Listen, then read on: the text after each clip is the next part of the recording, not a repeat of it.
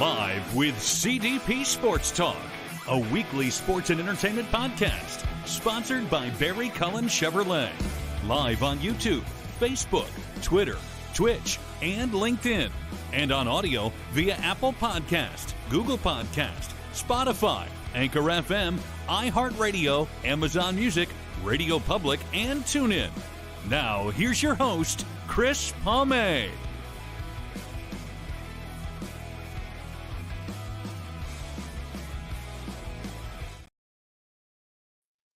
Good afternoon, everybody. Welcome to Season 8, Episode 4, overall of 389 of Live with CDP Sports Talk, sponsored by Barry Cullen Chevrolet Dealership at 905 Woodlawn Road West in the Guelph Auto Mall.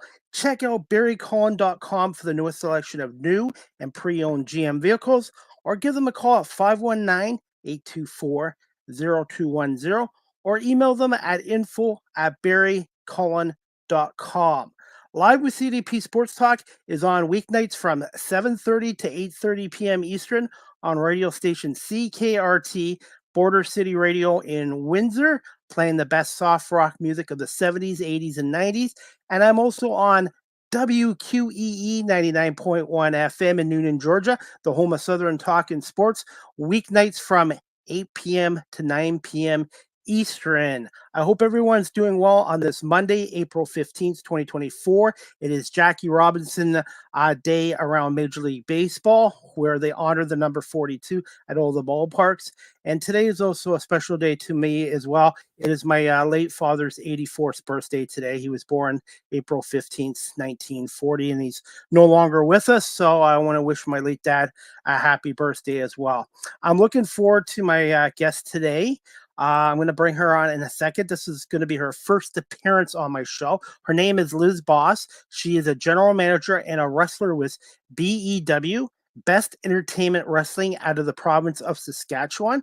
And we're going to bring on Liz and talk a little bit about wrestling, how she got involved in it, and a little bit about herself and her dog, who she named Elvis. So I'm looking forward to having my guest Lizz Bosse on right now. Good afternoon, Liz. How you doing? And how's your pal Elvis doing? Oh, he's good. Just hanging around. He's bored because I'm not very exciting today, but he'll be fine. I'll give him all the love later. So how did you come about Elvis? I used to run an activity department in a nursing home in Hudson Bay, Saskatchewan. And I had me and a girlfriend. We used to dress up and do karaoke for Elvis Presley's birthday every year for the old folks in the home. And they absolutely loved it, and he kind of grew on me, so I kind of started a collection of Elvis stuff, so that's kind of it. They grew on me. Do you have a favorite Elvis Presley song? I think it's Jailhouse Rock, because anytime somebody pulls out karaoke, I like to pull that song up. Good choice, and I guess you haven't been to the States yet. Would that be one of the places you'd like to visit? Graceland down in Memphis? That would be kind of cool, yeah. Yeah, one day. How's things in Saskatchewan weather-wise right now? It's very gloomy and windy today. They were talking snow this week. I don't even want to say that word, but yeah, it's just very windy and gloomy. So, I don't know. It's one day to the next in Saskatchewan. We can have all seasons in one day. Yeah, we didn't have much of a winter this year in southern Ontario near Toronto. We had a couple of days, but it was really mild for that most part. April can be a funny month around here. We can have days of 80 degrees, or we can have days of 30 degrees and snow flurries and that. So you never know in April around here. No, neither here. No. Hey, before we get into some questions, Liz, thoughts on WrestleMania 40? Were you able to watch that this year from Philadelphia? I was actually. I had a friend give me his Sportsnet account so I could watch it. And what did you think of some of the matches and Cody Rhodes finally getting that championship? I'm glad he got it because, he had to finish his story, right? And it's kind of cute. His little kid had that little video on Monday Night Raw about how she wanted him to finish the story. The other matches were pretty good. I was cheering for Bayley just because it was her group she started. So I was hoping she'd win. very good match. I like to watch the girls' matches because I find I learn or kind of study more what they do and their personalities in the ring. Um, my actual favorite wrestler since I was a little girl was The Rock, and the only reason is actually because I used to practice in the mirror to do so he was my favorite, and I was so excited that he was out, even though he's the heel, but I still love The Rock, right? Thoughts on The Rock turning heel? I mean, do you feel it was the right decision with what was going on with Cody Rhodes and the fans in the WWE wanting him to take on Roman Reigns instead of The Rock? Uh, I mean, everybody's got to be heel or face sometimes, and it brings out different characters of yourself, and it helps promote more haters or lovers. Just depends. I don't know. Either or, the crowd loves you or they don't. If you had a choice right now, being a wrestler, would you like to start out as a baby face or a heel? I was babyface when I started, and I was always told it's really hard to make the crowd like you if they don't know you. But I actually had quite luck with that, and I'm actually starting as heel now. It's easier to make the crowd hate you, and I've done couple shows being the heel, and it's actually kind of fun because the things you can come up with and you can say that you normally wouldn't say on a day-to-day basis to people, you can say in the ring. So it's kind of fun either way. From some of the other wrestlers that I've talked to, they prefer heel because there's less restrictions on you than they are as a baby face. True. And babyface, you gotta include the crowd a lot and get them to be saying your name or get them pumped up. Like, it's a lot harder to get them pumped up and excited about you when the bad guy is the guy that's like getting the crowd angry, you know?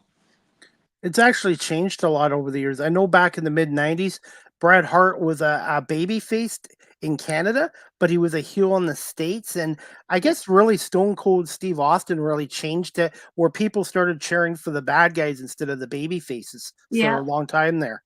Yeah. Well, and I find in WWE, these guys are so big that you have haters and you have people that love you at the same event. So there's always people cheering for the heel and the babyface no matter what in WrestleMania or WWE. So that's what I've noticed.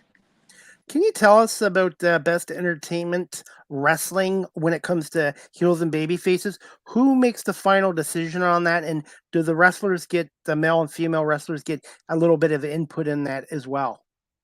I think as our company, we kind of decide who is babyface or heel, depending where they come from. Because sometimes the people that come from, like we have people come from Quebec, so they sometimes will be the heel just because they are from far away. Nobody really knows them out this way. But then sometimes if they have a lot of belts, we will allow them to be face or baby face as well. So it just depends on the scenario or the story behind that we're trying to make. All right. Can you tell my audience just a little bit about yourself? I'm based out of the Toronto area, and my radio show's in Windsor, Ontario, which is a great wrestling city, by the way, Border City Wrestling in Windsor. And then my station is on WQEE 99.1 FM in Georgia. And my station manager, Ryan O'Neill, who's watching this, is a wrestling fan as well. So, Liz, if you can just tell us a little bit about yourself. Okay, well, I'm Lizz Bosse. I'm 35 years old. I'm a single mom of two beautiful children. I have a about to be 16-year-old daughter who drives me insane, but she is at that age, and a 9-year-old son. And I work for a home care, like healthcare facility where I go out and about and I take care of the old folks here in my hometown. They need baths, pills, stockings, insulin, anything they need so they can still have the independence of being in their own home. And then on my side, I do wrestling, and I don't know, that's basically it. When did you develop an interest in wrestling, and who were some of your influences and mentors when you were first starting up? I know you mentioned The Rock, but is there somebody locally that kind of influenced you as well? Like, do you want to hear how I got into it? Yes, if you have the time to Oh, sure. tell us your story. So, I was working at a restaurant, and the promoter actually came in and seen me and my son, and he gave my son a free ticket to an event near us. So we went, and it was during COVID, and the restrictions just went away. And then the day of the show, the restrictions came back. So it was a very small audience because people were very scared of COVID. But me and my son went, and I was really cocky with the wrestlers. Like, it was my first show I've ever been to. And I was just lipping at them, blowing them kisses, like just feeding them too, along with them. And then at the end of the show, the promoter actually asked if I'd help kind of promote and help. And then about a week or so later, one of the wrestlers, the Terminator, asked me if I would be his manager. And I actually had to look it up and wait a little bit to figure out what it was, because like I never grew up watching a lot of wrestling. I did when I was a kid. My dad loved it, but I wasn't sure what it entailed. And then I said yes. 2 weeks later, we went and did a photo shoot, and our first show actually. So I did work as EMS. So this is just because this is a little bit of a story, but my wrestler, my first show, he broke his ankle in the ring. So I was standing on the sidelines thinking like, okay, we're supposed to win this match. What's happening? And here he's on the ground, not getting up. And so we had to get him out of the ring, and the guys brought him in the back, and they're like, oh, take off his boot, this. And I automatically was like, no, get me a chair, get me some ice.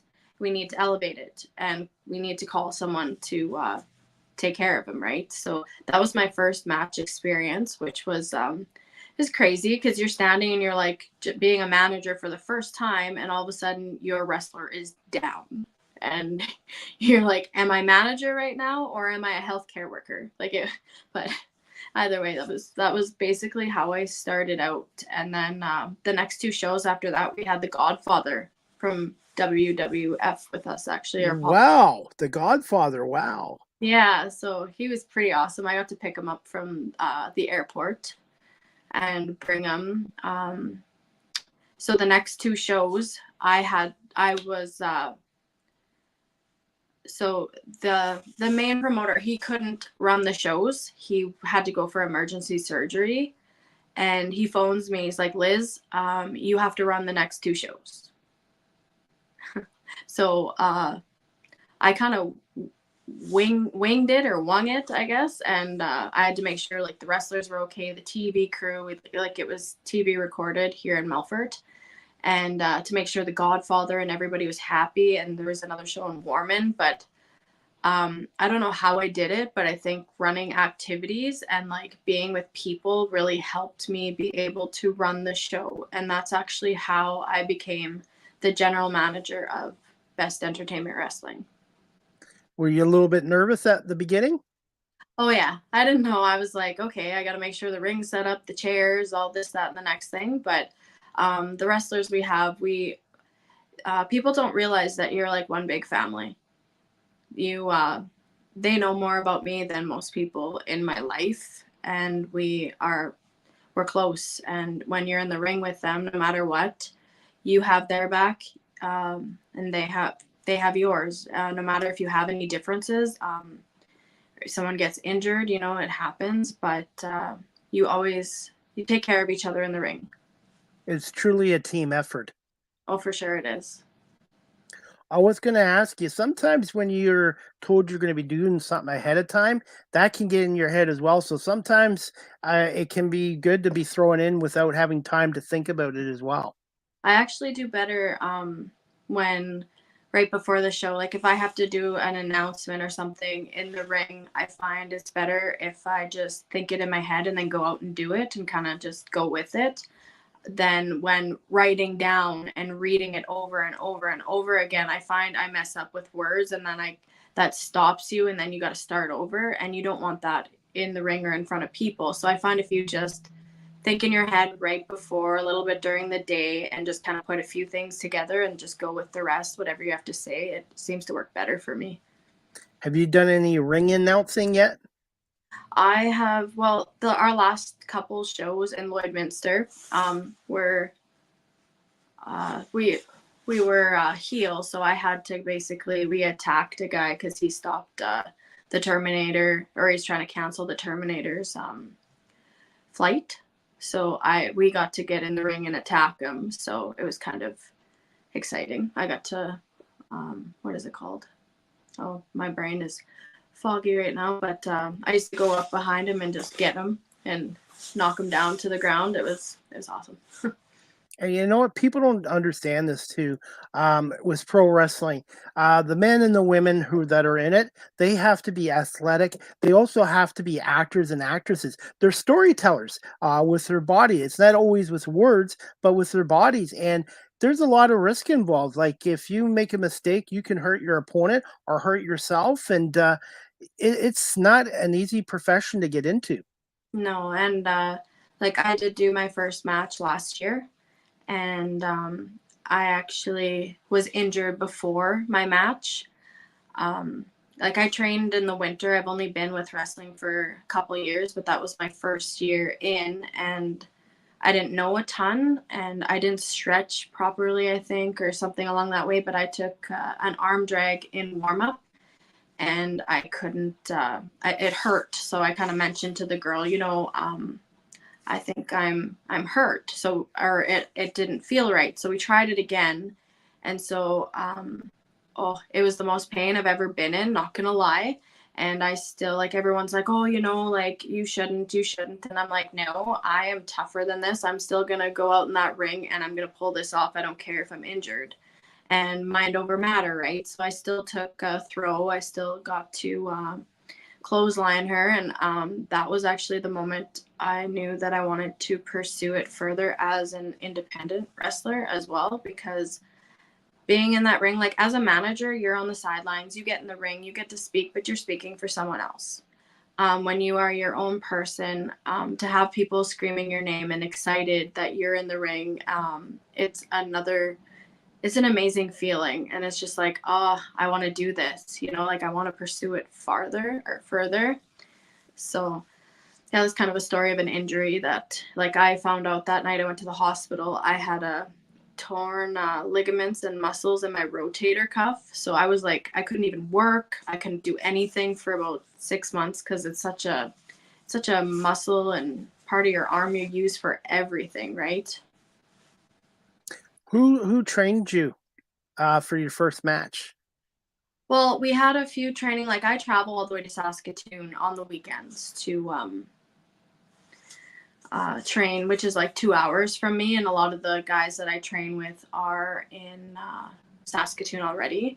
But it's just the weather was so bad that year. We only had a few training sessions. And like I train with some of the BEW guys and PPW, which is Prairie Pro Wrestling, I believe.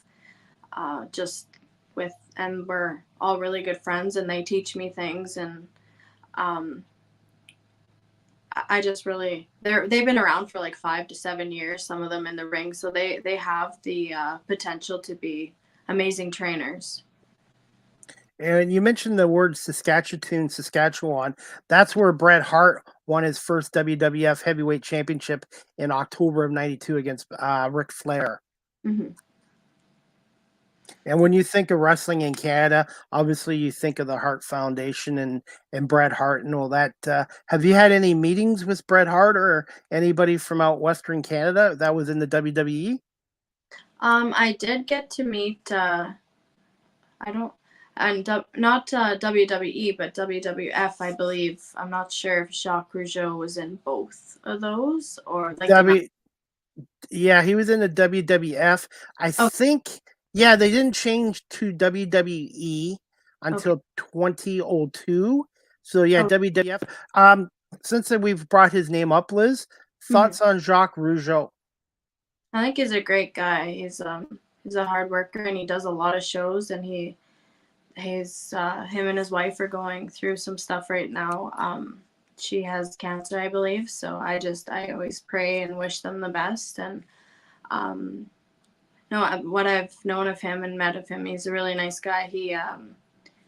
wanted me to join the academy this year, but I wasn't ready because I've only been training a few times here and there. So I want to be ready to, like, you got to make sure you're fully ready, or you're trained enough to do something like that. Because like what I said, my first match, obviously I wasn't in perfect shape for it, but it did teach me that I want to do it. It's just that now I'm like, okay, make sure you are ready for the things. Like, you have to be dedicated and trained enough to do things proper and be the best wrestler you can be, right?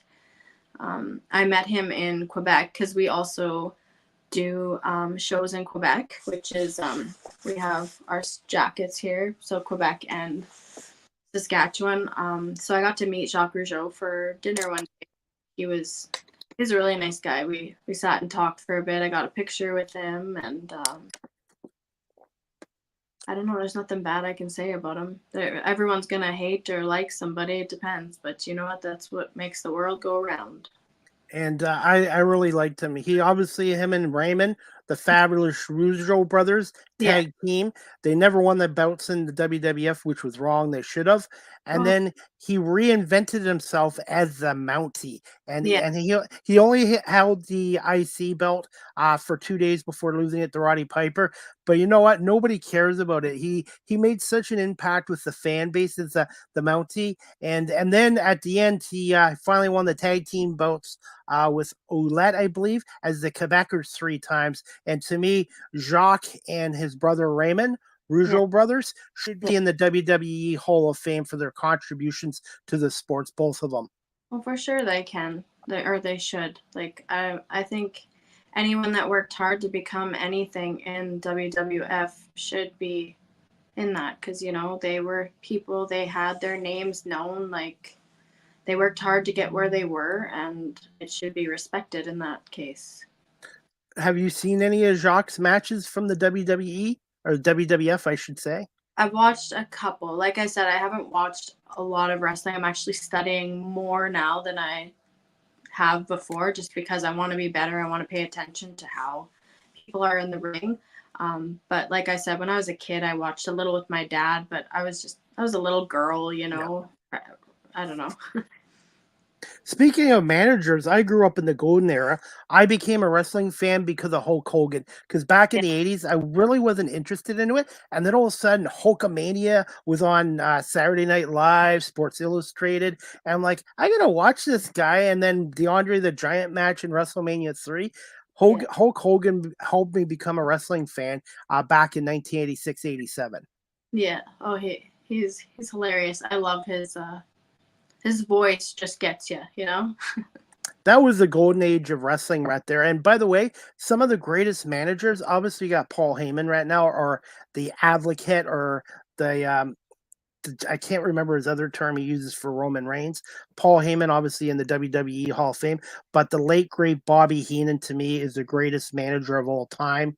And then Jim Cornette and Jimmy Hart, who managed Hulk Hogan, and also the Rougeau brothers and many other guys as well.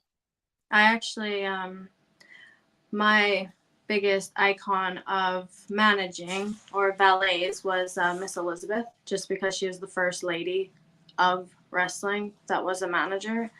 So I like, she was beautiful, like the way she dressed and everything. She made a statement, and she's the one that basically started that women could become valets or managers.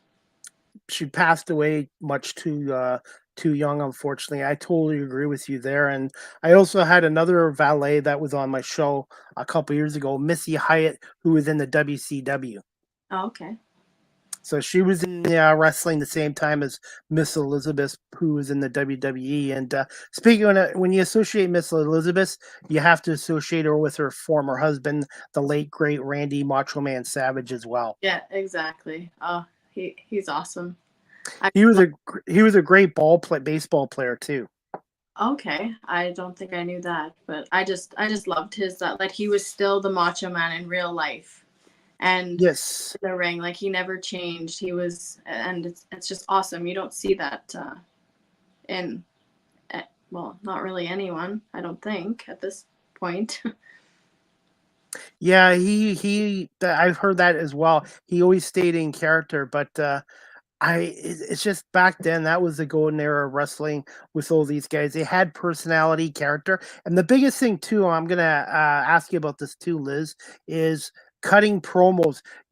Obviously you have to have talent and the skills to be in the ring, but nowadays you also have to be able to sell yourself with promos as well. Oh, for sure. I've done quite a few promos because being well, the general manager as well. There's quite a bit on our page that I've had to just to get people to come to the shows and the tickets and stuff. And but you gotta when you're videotaping, like yeah, you can take a few takes, but you have to make yourself believable even when like if you're angry or you're wanting to promote that you're taking on someone, you have to sound into it and like draw the people in.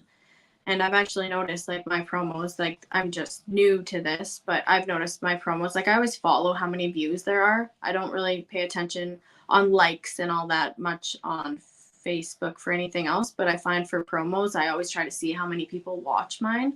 And some of them, like I can have like, it doesn't sound like a lot, but up to like 1,000 views. And that gets me excited, you know, because this is Saskatchewan, right? Absolutely. I'm going to put you on the spot with the next question is how did you come up with your ring name, Sarah O'Connor, from my audience? And have you developed a finishing move yet? Or are you still trying to find out what you'd like to use as a finishing maneuver? Well, my name is Sarah O'Connor because my wrestler was the Terminator, so it kind of went together well. And I don't really have a finishing move yet because my wrestler is retiring, and I'm actually looking into like I might still manage on the side, but I'm looking into just being an independent wrestler myself and might change my name, things like that. I have a few ideas. Well, I have a big idea, but um, I'm excited that it'll be for me, you know, like for me to make that character and that. If you had a choice defeating your opponent by pinfall or submission, what would you prefer? Pinfall or submission? Is that what you said? Yes. Submission is when they just quit, right? Yeah, they tap out.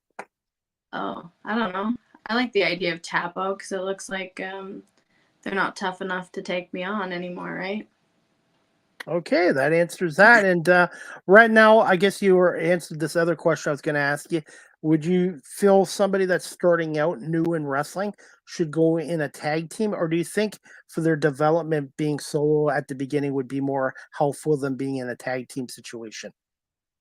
I think like a tag team or like as a manager myself, you get to see things from a different view than just being a wrestler. I think it does help if you have a second person because you have somebody to help you through it to learn it right away. Because I find by yourself, like, yeah, people by themselves do amazing, I'm sure, but I just think for myself, it's a lot easier to understand. Like, if you're not huge wrestling fan or watch wrestling, it does help to have like a big group of wrestling friends or somebody you work with that helps introduce you to it and teach you the main things you need to know about wrestling. That makes sense. Okay, absolutely. And Liz, if you're still good for time, I wanted to ask you this as well. How important is nutrition and cardio for getting into being a pro wrestler? It's very important. I can honestly say I kind of slack on those things. I don't know. I work healthcare, so like it's like to find time for things and being a mom, like I try to eat the best I can. That's all I can say. And like I go for walks. I actually don't, it sounds weird, but I'm not a big go to the gym and work out kind of girl. I'm more of like I want to play volleyball. I want to play basketball, badminton. Like I'm more of a competitive sports kind of girl. I always was. So I just find it's more exciting when you have, like, I get weightlifting and stuff can be a competition, but that's not my kind of competition. I'd rather be dribbling a ball around you and shooting a three or smashing the ball right at you, if that makes sense. How competitive is the wrestling industry? Oh, it can be. Yeah. Like, We have a lot of our wrestlers that we get in the summer. Like we have our show coming up on April 27th. We have guys that come from Quebec. We've had guys come from like, I think we had one guy from like, well, I guess the Godfather from like Texas, and then we like from all over the place. Sometimes we just get surprising new people that are interested in joining our company or that we invite and are able to come. But I find there's a lot of different companies, and you don't really want to step on toes and switch too much, or I don't know. It's complicated to, you start in one place and to go to the next. You kind of you want to do the best you can not to step on toes, so you will be welcome back at the place you were before, right? Sarah, since you're getting into wrestling now, you're kind of a rookie, I guess. Have you found a color or colors you want to be identified with? When you think of Bret Hart, you think of pink and black. Hulk Hogan, you think of obviously the yellow and the red, or the black and white for the NWO. But for you, have you picked out a wrestling gear yet, and colors yet? I have. I'm not going to use them for this next match, but my color will be turquoise.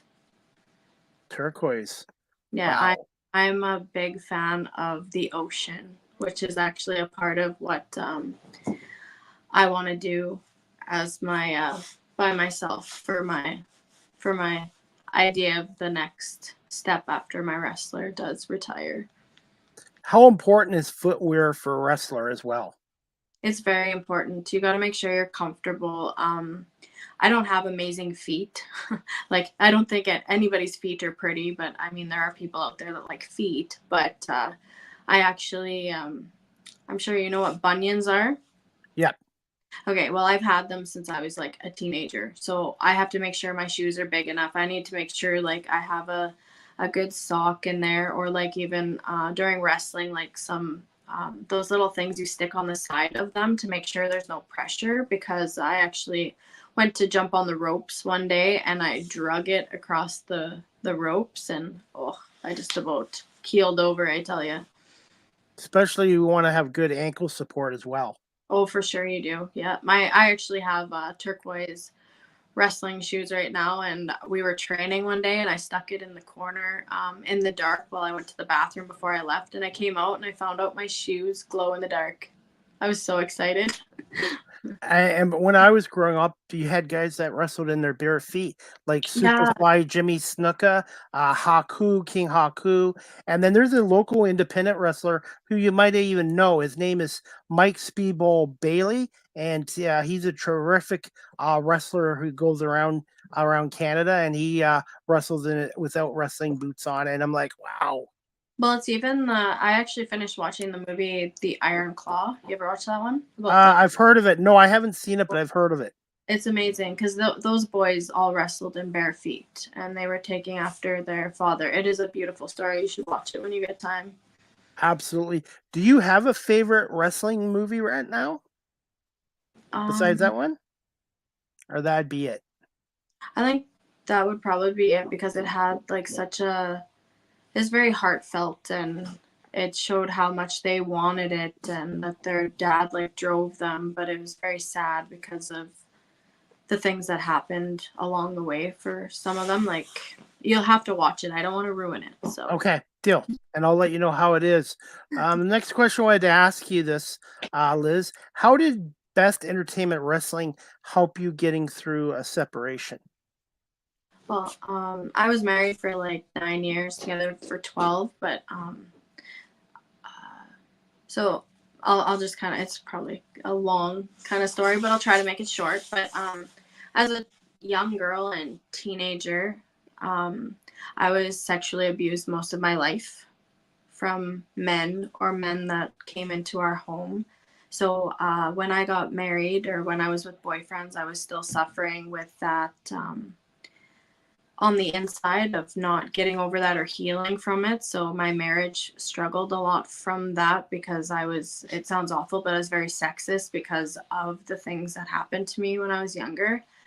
But when I separated from my husband and started the wrestling, it was like, it's almost like a therapy. And even like, anger management. Because if you think about it in real life, you go and hit somebody, you're going to be charged for it. But in the ring, it's expected, right? So it really helps me just focus on something else and realize that, you know what, we can all heal. Like anytime I go through a breakup, something crazy in my life, it sounds awful, but I get a piercing or a tattoo. And I just got one in my lip just the other day. What kind of a tattoo? What kind of tattoos? Yeah. I have, I think, 7 tattoos. They're very girly, but they all have like beautiful meanings. Like I have roses on my shoulder. My grandma was probably one of my biggest inspirations when I was a girl because I had a hard life. But when she passed from dementia, she gave me these rose, like the old china that old folks have in their place. She gave me 2 cups and 2 saucers, and I got that tattoo on my shoulder of the roses saying that she's looking over my shoulder.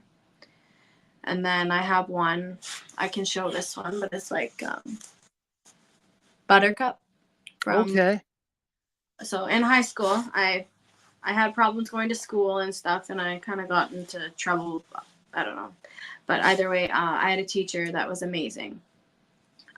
He was the principal, and he helped me through so much. And like when I didn't have money or anything when we went on school trips for sports, because like I was really good at sports, but I didn't have enough. We didn't have enough money when I went. But he would pay for my meals to make sure I had food, even though and make sure nobody knew that I was poor. And he also made sure like I had good shoes for the sports I did. So he called me Buttercup all through high school. These days it might be frowned upon of like, you know, it's creepy, but no, he called me that because it was just like, oh, Buttercup, you know. So he helped me get through high school and graduate to make sure that I knew I could do something with my life. Do you want to give him a shout out on here? Sure. His name is Mr. Rosspad. He used to be the mayor of Nipawin, actually. He is, yeah, he's an amazing guy, and I'm so glad that he was a part of my life. That's why I love my show so much, is the storytelling aspect and hearing stories like yourself and people doing other things for other people as well. It doesn't cost anything to be kind and nice to people. Well, and you think like my job, a lot of people say I couldn't do what you do, but I find my old folks are an inspiration to anyone because they worked so hard when they were young, like my age, and had kids and stuff. Like people don't realize why they are so sore and so like crippled up and tired, and their bodies aren't working the way they used to because they had to hand pick stones. They had to hand cut like fields and stuff like that. Like people don't understand how amazing these older folks are and what they've been through. We have it easy. We complain and we have self-driving tractors. You know what I mean? Like it's amazing how hard they work to get our society to be where it is, and they don't get enough respect for it. Can you just tell my audience a little bit about working in the healthcare industry and helping the elderly and dealing with people with mental health issues? And do you find after the pandemic, Liz, mental health issues in this country have even gotten worse after the pandemic? They've gotten terrible during COVID. I was one of the only people, or the staff we work with were the only ones that got to see these people. So I seen a lot of people be so lonely that like they died from loneliness because they didn't get to see anyone. And mental health has rose because we were all told by the government that we had to be stuck inside and couldn't see our loved ones. When meanwhile, these older folks and these mental health people especially, they need their family and friends because it helps them through each day of their lives when they basically are not doing well. Like even for myself, I need my friends and family around, but I am young enough to keep myself busy with like video games or something like that, or playing outside with my kids. But when you're older or you have mental health issues to begin with, You need a routine. I have a brother who is autistic, and he has it's called dystonia, which is like his arm kind of is turning outwards and it's stuck that way. It's almost like MS in my brain. But I grew up with him for a while, and he was in like he was taken from our home when he was 5, I think, because we just didn't have a good living situation. But he like has a job, but he relies on routine. When he comes to see us, he struggles with routine because it's so out of the routine when he's with us, if that makes any sense, because he lives quite far away. I know for me to get through the pandemic, what got me through it was doing this podcast show, talking to people. And personally, after the pandemic, as much as I love doing this show virtually, and I think it's great, I love doing it. When I'm at sporting events now or covering media events, there's nothing better than being around live people and doing live interviews. And to me, I think I appreciate doing things more than I did before, because when something's taken away from you, and it happened for all of us for 2 years, and it's really nice to be around people and talking to people. It really does help. Oh, for sure it does. People don't realize how much we need other people, because if you just sit by yourself, that causes like loneliness. Like, we are meant to interact with people. We are meant to be around people, and it's just that's what we're meant to do. Same with animals. You don't see them really alone for that long either. They find their herd, or they find their significant other. Like, everybody wants somebody, you know. Absolutely. And this leads to my next question. What do you enjoy the most about being in healthcare and working with the elderly? And what are some of the hardest aspects or challenges of healthcare right now in Canada? The part I enjoy the most is probably the conversations we have. Like, you get to know them on another level, and you basically become family with them. But the lessons they have taught me, or the conversations we have had that they understand and I understand them, it's amazing having support and people that love you just about as much or even more than your own family. Like, I walk in, at this point, I have no clients at all that don't love to see me. I have ones that say, if I could have you every day, or when I walk in, oh, you're just a breath of sunshine to my day. And that honestly lifts my spirits every single day. As for the hardest aspects, when they pass away, it's very hard. I've done palliative care until the point they pass away. Actually, when I first started my course, my daughter's grandma, she was sick in the hospital, and they phoned me and said she was sick, and I'm like, okay, I'll come tomorrow. I'll make sure to come tomorrow. And I got there, and she waited for me to get into the room. And I held her hand. I told everyone if I could just spend time with her, and I held her hand, and she passed away right there. It was one of the most beautiful but sad moments in my life. But to be honest, if you can give somebody that peace that they know it's okay to go, it's beautiful. Oh, sorry. No, it's okay. And we all go through it at some point. And that's why it's always important to be nice and kind to people. And I also like to do volunteer work and giving back to my community as well. Yes, it help anyone. I don't care what they look like, whatever. We all have a story. We all have struggles, but to give, even to smile at someone in a day, can make their entire day. Absolutely. And I don't think the healthcare professionals in Canada get enough credit and respect for what they do. I don't think anywhere really does. And you know what? There's good and bad people in healthcare, just like there's good and bad people in real life. Like, there's ones that just come to their job and just do it. But the ones that do the best job are the ones that actually care about these people, because it's called healthcare, right? It's not called health work, it's healthcare. Absolutely. And I have a couple of nurses in my family as well.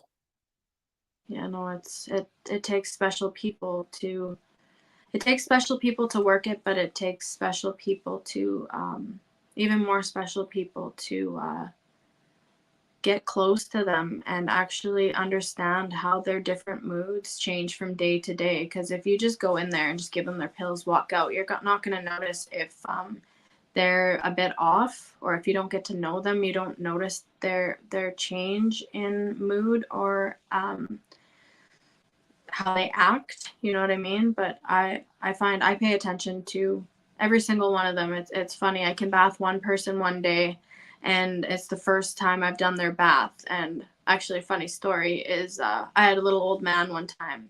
I was bathing him, and I talk a lot, obviously, but it's a good quality, I think. But Yes.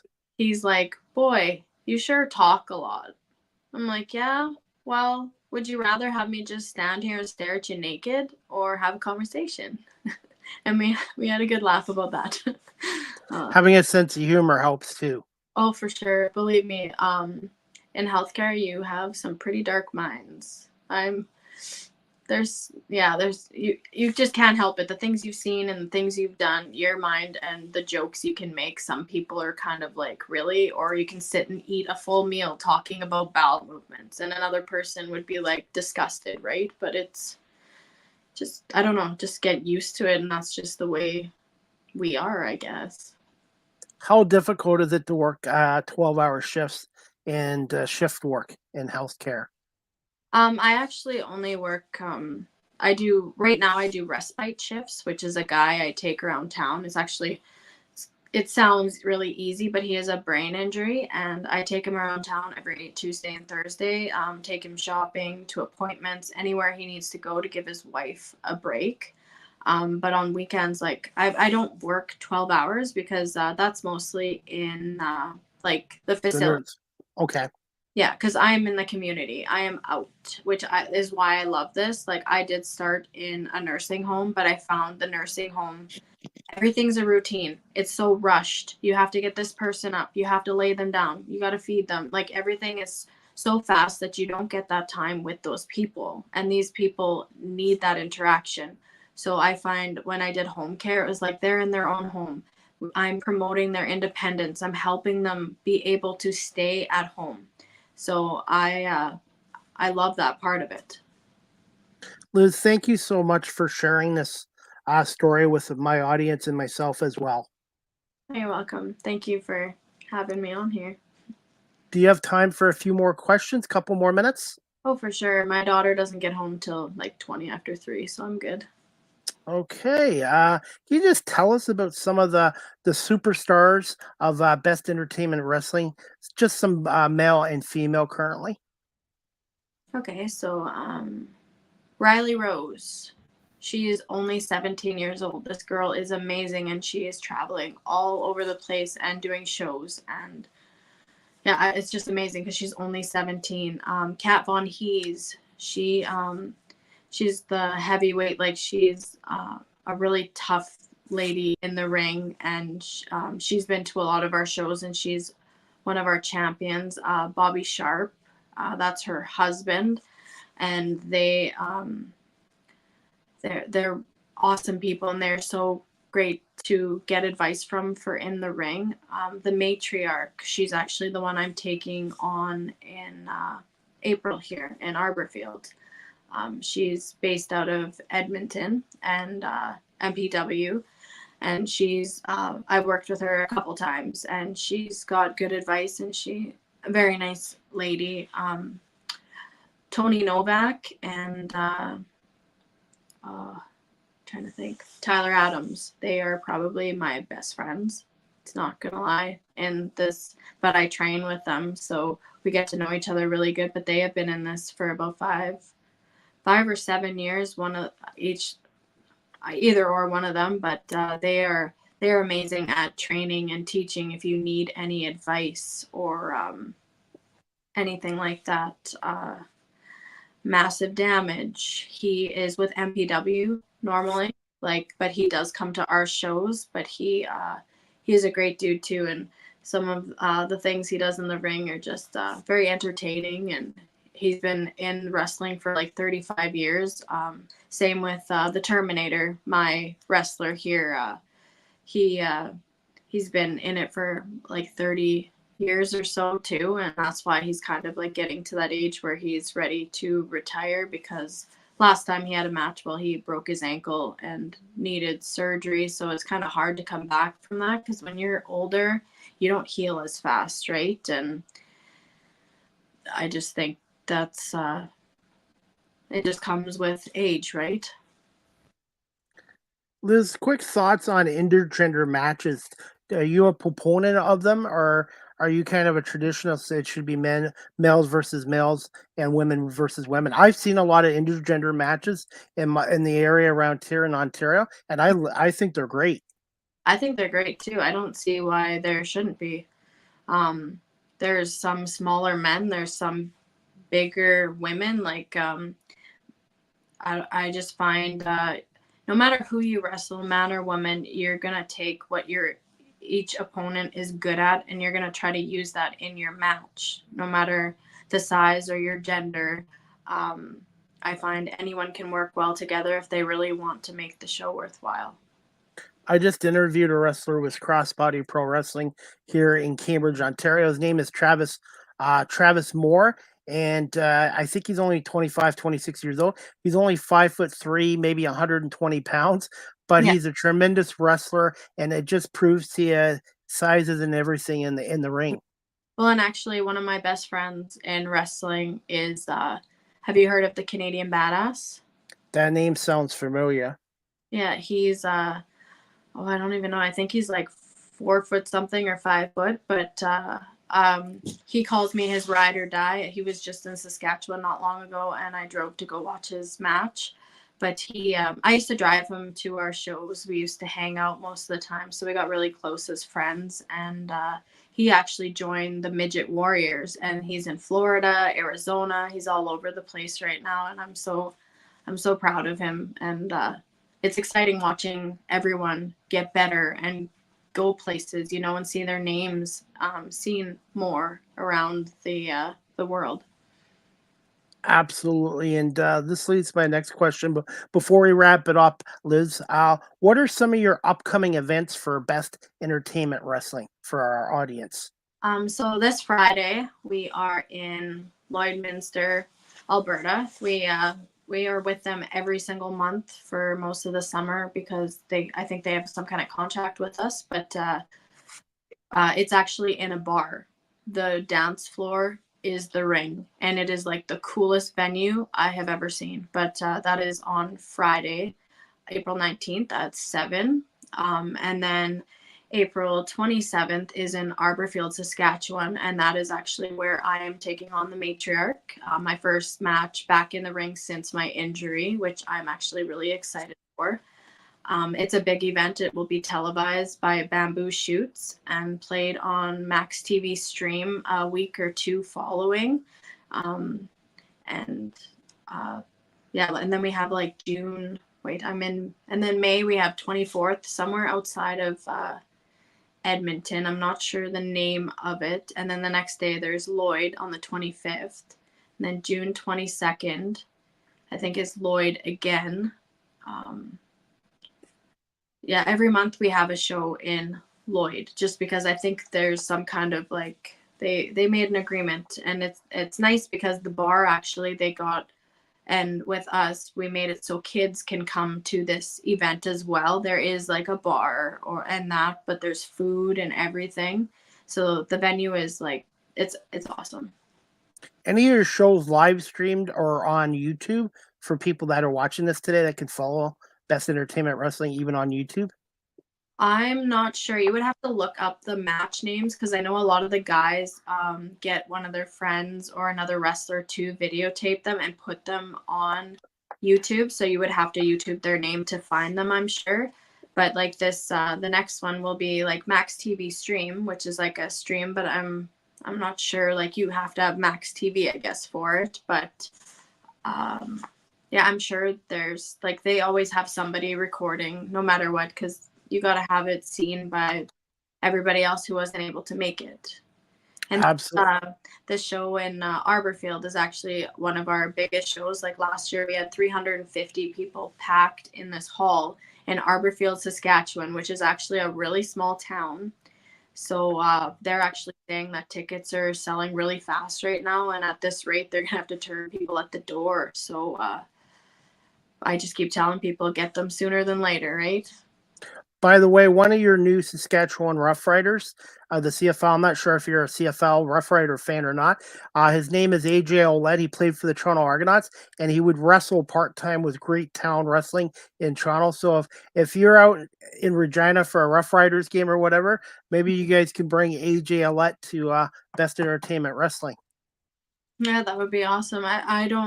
Most of our shows are in like Saskatoon, mostly like Warman in that area, but if we ever did go that far, like I think Regina has RCW out there, if I'm correct. So like each wrestling company has their certain area they cover, right? Okay. You don't really want to Infringe. not intertwine unless they are willing to do like a show with you or something, like collaborate. But other than that, it's everybody's got kind of their own area.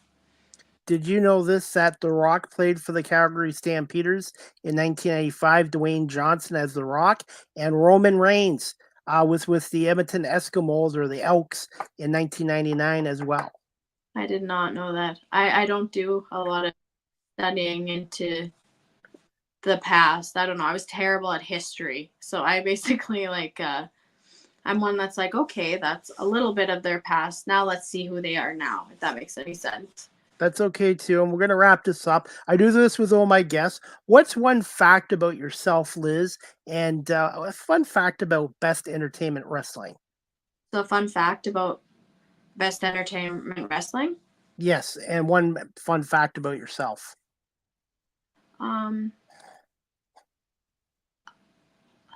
Okay, well, a fun fact about Best Entertainment Wrestling would be we are a bunch of goofs, the ones that are all together, and we have a lot of fun, and we are a lot of fun to be around even when we're not in the ring. I don't know. I just find we are goofy, and that's the fun part of Best Entertainment Wrestling is you got to have a good crew, good people. And fun fact about myself, I like to sing. I do karaoke. I used to write my own songs when I was younger. I haven't been told I'm terrible yet, but I still do write music and that's my other happy place is driving on the road, because if you go for a road trip with me to wrestling, you have a whole concert on the way. Favorite song to do karaoke, and when you become a wrestler, you're going in the ring, what kind of an intro song would you use? Okay, so like a favorite song to sing. I actually really like doing the duet ones because you have somebody with you.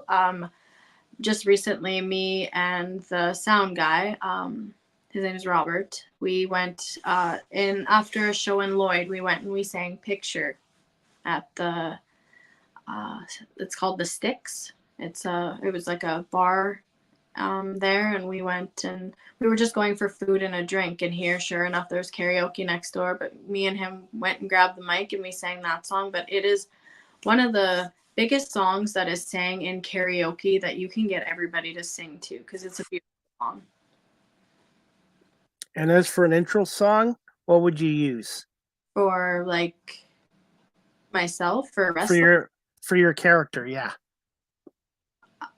Sarah O'Connor? Yes. Okay. Well, usually when I was babyface, I used Big Boom by Reeve, because it's kind of like that's the kind of music I enjoy, very poppy and upbeat. And as for this next show, I chose Sum 41, Rise Up, because it has like it reminds me of like the old punk rock, and the words are meaningful towards this match, as I was like injured before. So basically when I walk out, it's like I told you I'd rise up, which is kind of like I told you I'm coming back, right? So I chose that for my heel for now. And my current favorite wrestler intro is going to be CM Punk's Cult of Personality from Living Color. The song's old from 1989, but that song, the song really identifies the fans with the wrestler, just like Cody Rhodes' theme song right now, too. People don't realize how important it is not just to have the right colors for the wrestler or your outfit, but also an intro gets the crowd fired up as well. Well, and you have to have a feeling for that song too. Like this song that I chose for Heel, like I don't normally listen to this type of music. I do sometimes, but it's like a rare occasion. But I was looking and I found this song and it is growing on me every day more and more, and I listen to it all the time because the points where you can get the crowd excited or mad at you or do a certain move, like the beat or the words that they say. You have to know the song. Absolutely. And finally, we're going to wrap this up, Liz. Where can my audience follow you on social media and Best Entertainment Wrestling? And I do have the email address and the phone number in the ticker below as well. Okay, so you can follow me on Sarah O'Connor on Facebook as well as Instagram. Sarah, I think it's BEW Sarah O'Connor. I don't have much posts on that one. I got to work on that. Like I have Lizz Bosse for TikTok, but it's under Lizzicious, and as well as Facebook, Lizz Bosse as well. And I share a lot of wrestling stuff on my personal Facebook page just to promote it for the people I know. Okay, and I have the email addresses bestentertainmentwrestling@hotmail.com, or you can call them at 639-471-5747, correct? That sounds right, yeah. And just quickly, for those who are watching or listening to an episode and somebody's interested in getting into the wrestling industry, Liz, what quick advice would you give them? I just think it's good to talk to the people that are setting up the ring. You don't realize that the people that are setting up the ring and the venue are the people that are basically in charge, and show them how motivated you are and how much you want to be in the business, and actually mean it. Show up to practices, show up to training. If you don't show up and show that you want to be there and are what's the word? Motivated? Yes, something like that is close to that. But if you aren't motivated or like willing to sacrifice the things, like going out and partying or whatever you do on the side, if you aren't willing to sacrifice things to get into wrestling and to train and to do the things you need to get there, then it doesn't make a very good impression. So you have to prove and show that you are doing your best and you will be the best you can be for that company. And having a passion. Oh, the passion is definitely a big thing too. Oh, for sure. And I think we got a viewer comment. And this is Best Entertainment Wrestling. Way to go. Well, thank you for watching. And hey, Liz, I want to say thank you so much for coming on Live with CDP Sports Talk today here on WQEE 99.1 FM in Noonan, Georgia, and CKRT Border City Radio in Windsor, Ontario. And I really appreciate you coming on. And I want to wish you continued success in your career in healthcare and also with Best Entertainment Wrestling. And hopefully one day you'll be able to come out to Ontario for a match, or I can get out to Saskatchewan and see you wrestle as well. That sounds awesome. Thank you so much for having me on the show. All right. Thank you so much, Lizz Bosse and our Sarah O'Connor. And we'll definitely keep in touch. Have a great afternoon. And thank you so much again for coming on this afternoon. You as well. Thank you very much. Take care, Liz. You too. Thanks. All right, guys. I hope you enjoyed Season 8, Episode 4, overall 389 of Live with CDP Sports Talk, brought to you by Barry Cullen Chevrolet here in Guelph. Today's guest, Lizz Bosse, General Manager and Wrestler with Best Entertainment Wrestling out of Saskatchewan. And I really appreciate her coming on. And Liz will have her second match coming up very soon as well. Guys, before we wrap up our show, I'm just going to play you a little clip of an interview As most of you know, I was in Buffalo, New York this week covering the Toronto Blue Jays top farm team, the Buffalo Bisons, and I was able to interview one of their outfielders, Cam Eden, one of the Blue Jays prospects. I'm going to play that clip right now, courtesy of my YouTube channel, and I want to say thank you to my subscribers for coming on to YouTube as well. Cam Eden of the Buffalo Bisons. Everybody, Chris Palme here, radio host of Live with CDP Sports Talk on radio station WQEE 99.1 FM. I'm here this morning at Salin Field, the home of the Buffalo Bisons here in downtown Buffalo, for today's matchup between the Rochester Red Wings and the Buffalo Bisons, the top farm team of the Toronto Blue Jays. Special guest here with me today, number 2, Cam Eden from the Buffalo Bisons. And thoughts on the 2024 season so far for the Bisons? I think it's going pretty well for us. We have a young core here. A lot of guys come up through the Blue Jays system, which makes it pretty fun. And some of the guys first time in AAA, and we're all adjusting pretty well. And I think we're all together as one unit, and I think we will have a lot more wins coming up. Thoughts on your co-op to the major leagues last September with the Toronto Blue Jays? What was that experience like, Cam? It was amazing. It was kind of I'm kind of short on words for it because it was kind of indescribable. But yeah, it was a lot of fun. I was glad to be up there and be able to help the team in any way, and go along that ride with them to playoffs. And yeah, so it was phenomenal, and I can't wait to be back. What was it like to get your first hit and first run scored? And did you keep that baseball? Yes, I did keep the baseball. First hit was great. The fans in Toronto were amazing, and they welcomed me a lot and gave me a standing ovation, which made me feel, really good on top of getting my first major league hit. And then the first run was cool. Be able to just, put a run up for the team in any way possible. And a lot of the guys were really excited for me, which made that adjustment pretty good. What number did they give you? They gave me number 31, which, I don't get the pick, but it works out because my birthday is on the 31st of March. So that's how I'm kind of taking it and running with it. That's Dave Winfield's old number, 31 for the 92 Blue Jays World Series team. Oh, wow. Okay. I didn't know that. Okay. Well, so that's another connection there. Thoughts on being interviewed by Hazel May and Dan and Buck as well on Sportsnet? Yeah, really cool. They're all well-respected people in their profession and within the Blue Jays for sure. So kind of staples and icons for the Blue Jays. So it was pretty fascinating connecting with them and like them wanting to talk to me. So very grateful for that. Hey, Cam, what are you looking to improve upon this year with the Bisons? And just briefly tell us what an off-season's like for a professional baseball player.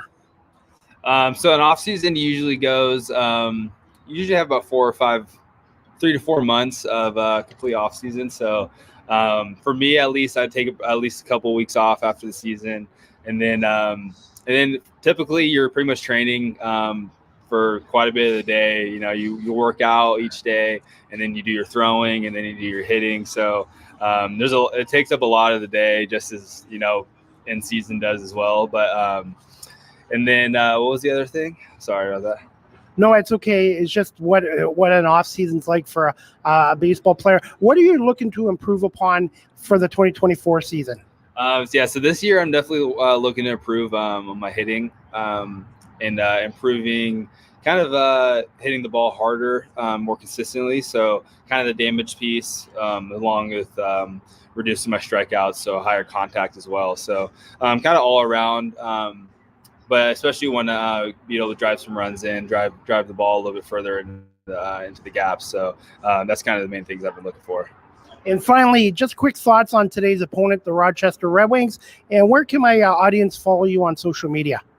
The Red Wings are a really good team. They also have some young prospects that are up and coming that are really, really good players. Woods and then Darren Baker as well. So they have some really and Millis. They have some good young guys, and pitching staff is pretty good too. So they're a really good matchup. They don't make it easy on us. So hopefully we can get the win today.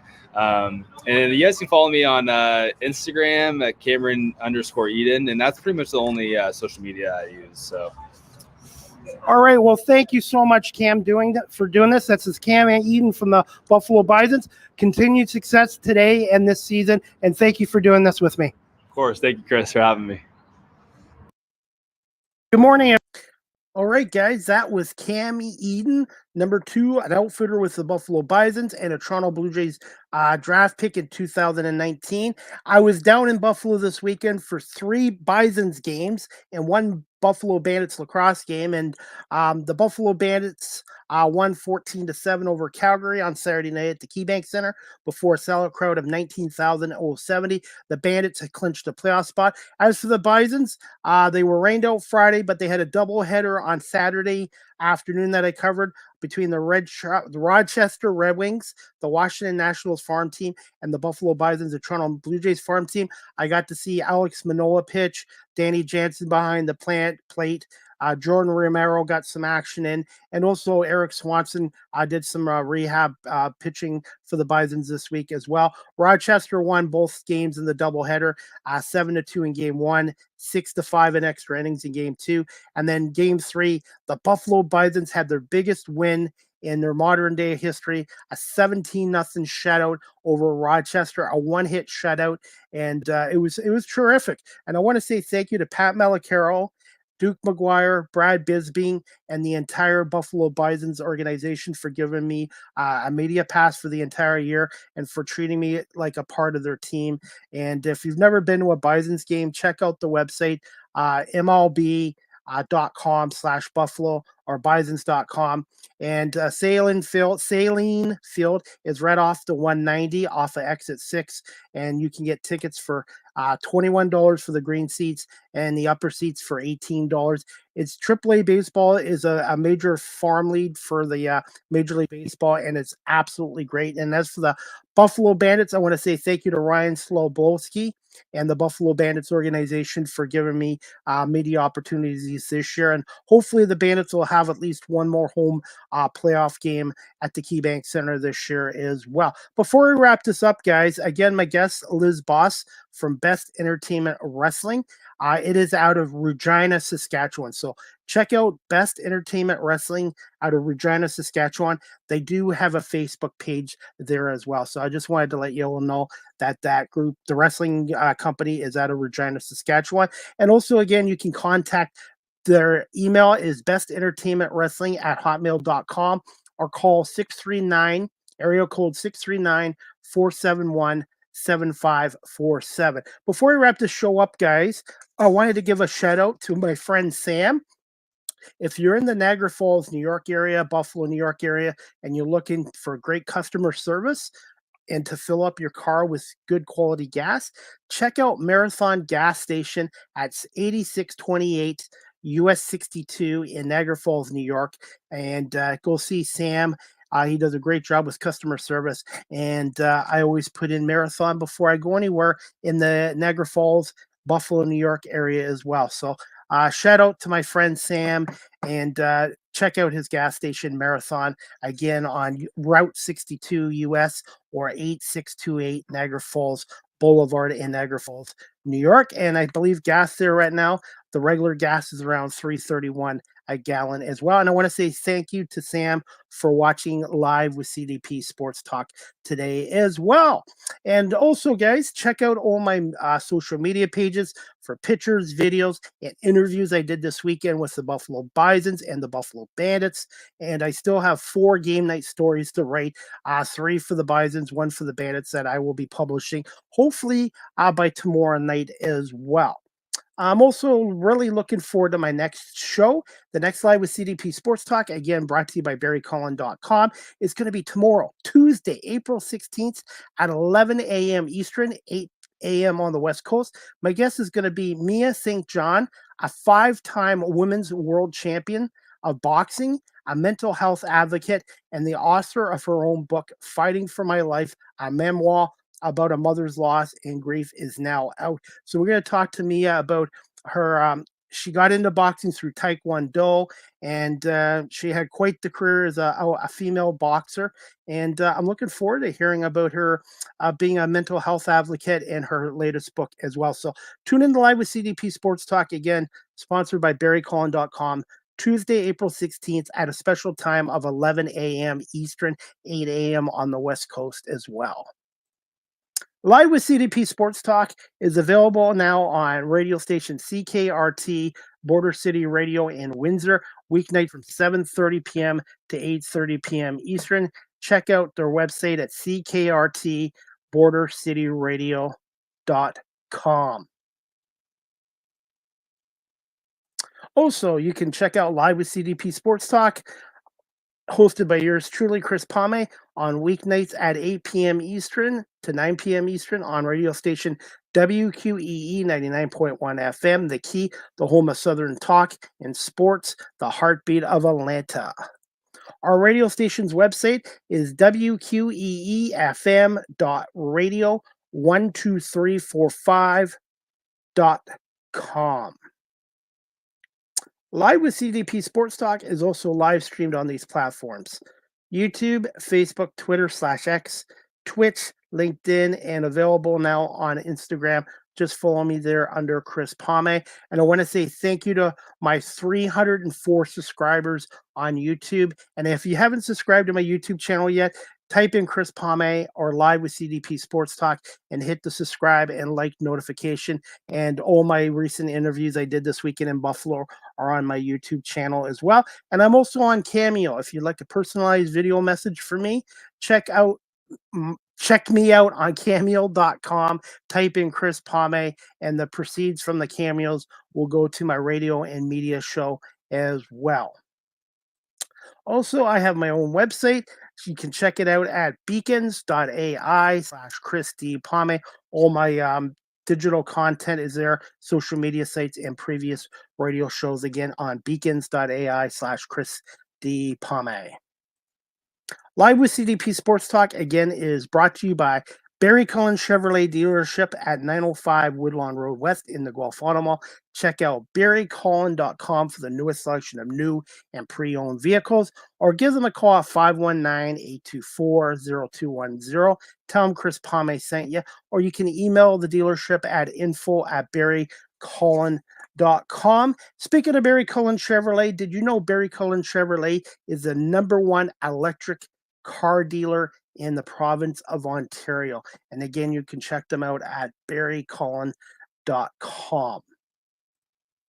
Also, Chris is now on TikTok.